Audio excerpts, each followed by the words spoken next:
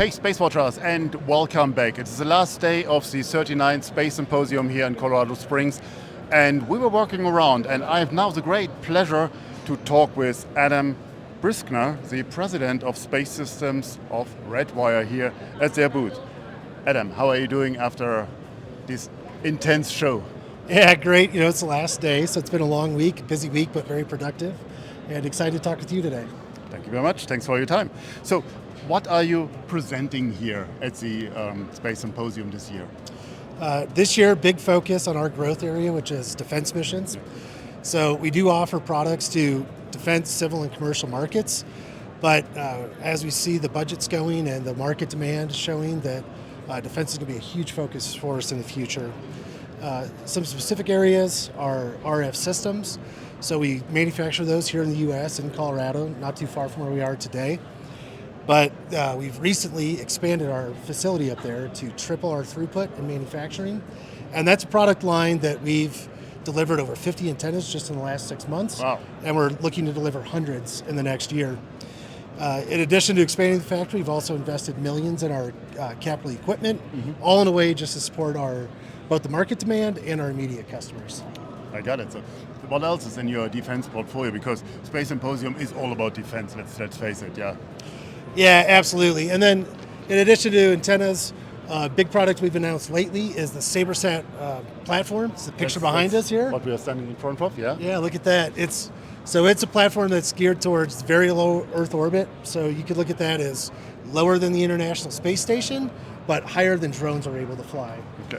Offers some very unique capabilities. That orbit is less congested than, say, LEO or GEO.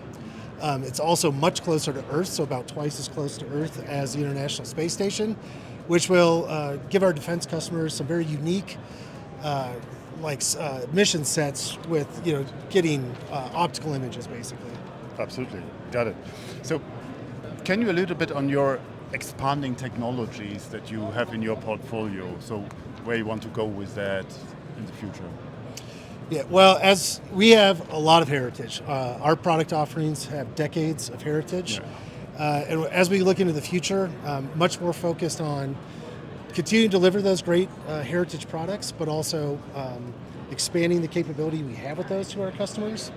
So examples are navigation sensors, RF systems, power generation, some on-orbit manufacturing of biopharma capability, digital engineering, and then some structural offerings as well.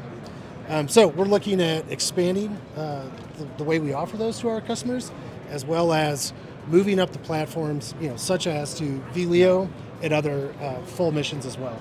I think to talk about your full portfolio and what you're doing, we need much more than our short clip. Yeah, absolutely. I could probably talk about each one of them for an hour, right? Absolutely. So that's not the time we have today, because we want it very crisp and interesting for you out to listen to us. But my last question is that we are here as Europeans, and we see how the market looks like and try to ask ourselves, what makes a Redwire unique, and what can we take back or learn in Europe from you guys? And I know you have representatives and capabilities in Europe already, but what else? What would you offer Europe? Yeah, so I already mentioned the heritage we have in our products. At Redwire, our differentiation is heritage plus innovation.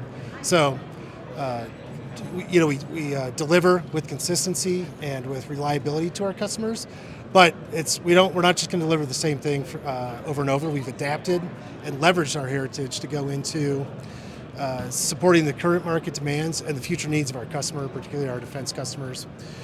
So really leveraging that heritage to build on innovation, continue to be agile as the market changes and the market need changes going forward.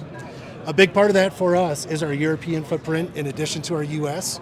So, we're able to work with the partners, both government and commercial, from the U.S. and Europe, and have really addressed multinational, very ambitious mission sets.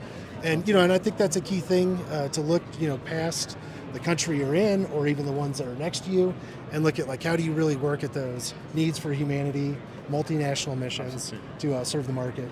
I'm looking forward to dive into more of these topics with you at another time. But for the moment, thank you very much. Enjoy the last hours of the show. And with that, SpaceWatch out.